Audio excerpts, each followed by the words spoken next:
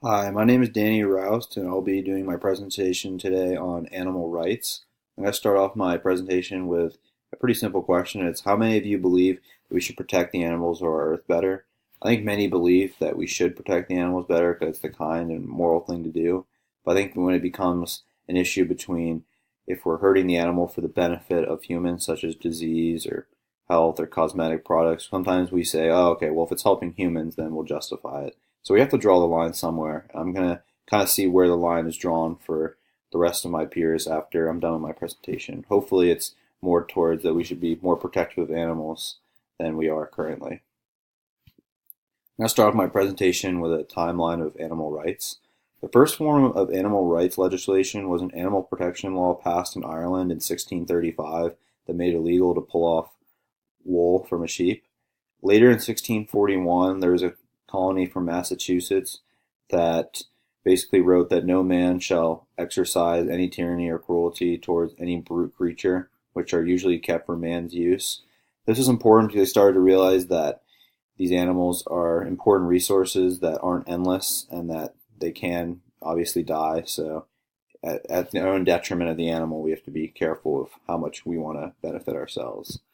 In 1693, moral philosopher John Locke wrote a book called Some Thoughts Concerning Education that talked about how animal cruelty was immoral and that we should consider the animal's feelings before action. This was really revolutionary at the time because most people didn't really think about the underlying causes of why we treat animals certain ways. And he kind of found that kids that tormented animals were much more violent later in life and callous towards the feelings of other humans. And this is important for the general public to understand because they realize that a lot of what's going on to these animals was wrong because it became from a personality problem that we have to solve it within ourselves.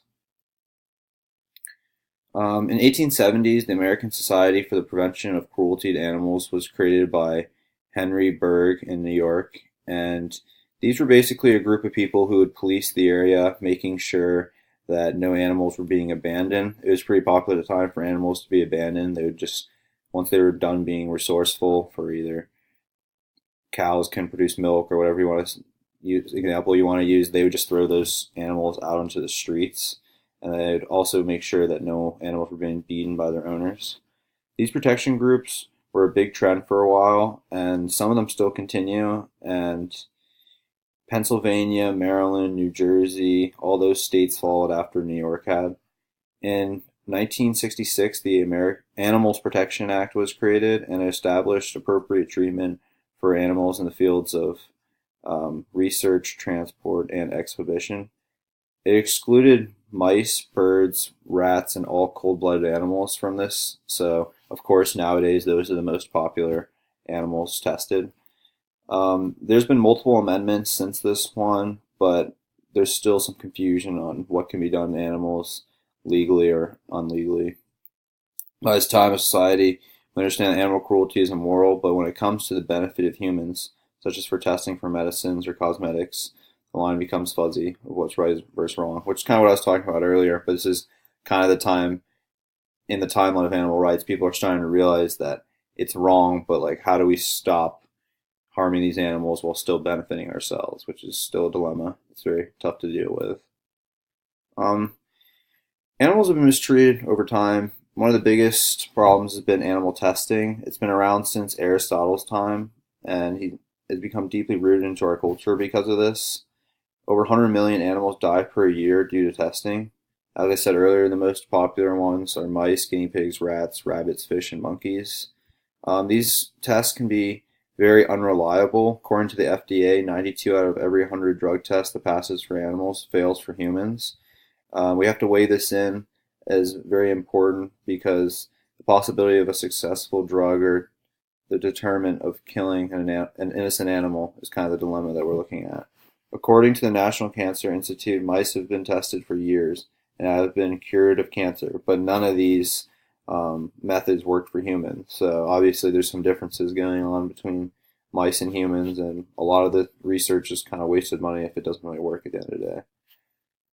Factory farming is also a massive issue, especially in the U.S. One of the biggest examples is for chickens. Chickens usually live in cages that have multiple hens and can live in there for 2 years.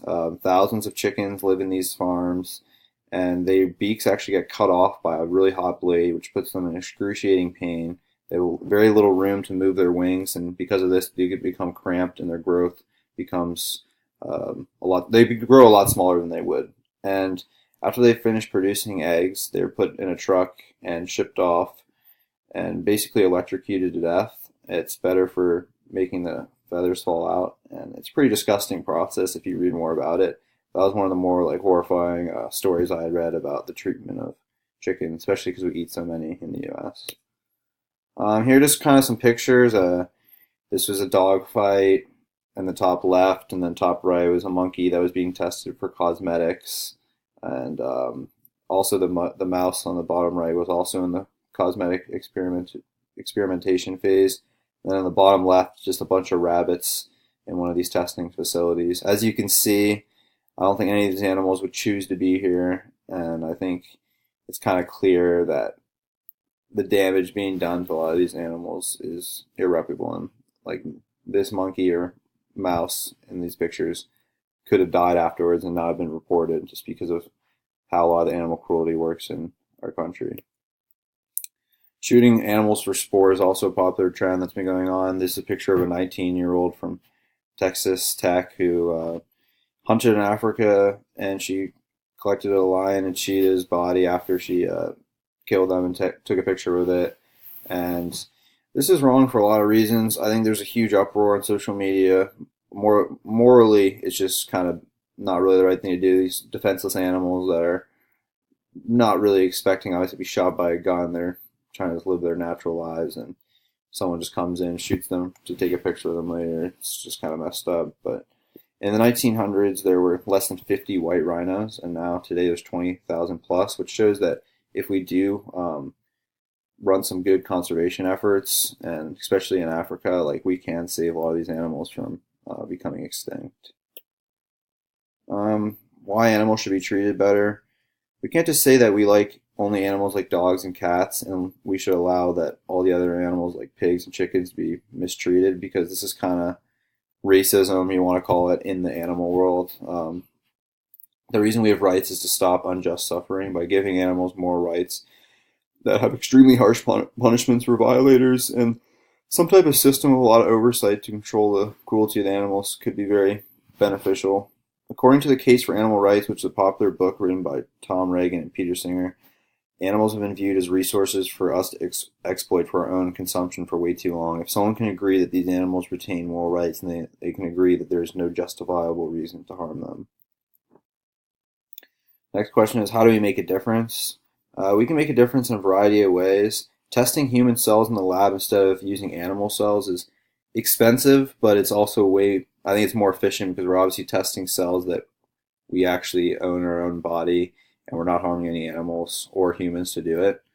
Buying less furs and animal skin clothing can also help, because less consumption of these goods will mean less animals be killed to provide these furs. Buy cruelty-free products such as Trader Joe's and Tom's. Try to stay away from Febreze, Windex, and other companies that PETA has on a list that aren't cruelty-free. In the bottom right of the slide, there's an Honest multi-surface cleaner. That's a cruelty-free product. Petition cosmetic testing, because that is where most animals die and are harmed. You can make your own line of things to use at home, such as like a moisturizer that are made out of coconut oil, and this is better for the animals. Animal cruelty is illegal in every state, so you have to report any incident that you see. These animals are often dangerous to humans as well. I mean, these criminals, not animals, sorry. A lot of the criminals that hurt animals are also going to hurt humans. A study done by Chicago Police Department discovered that 65% of people arrested for crimes against animals had also been arrested for battery. My conclusion is that animal testing has been going on for way too long, and it isn't very effective. We need to stop housing animals in locations where they can't grow effectively, like factory farms. Treating all animals well and not viewing them as solely as an endless resource will go a long way, because it'll start a cultural shift, and then hopefully more legislation can be passed for the rights of these animals. After listening to the history of the animal rights and all the wrongdoings man has done against animals, do you think that we should have more rights for animals?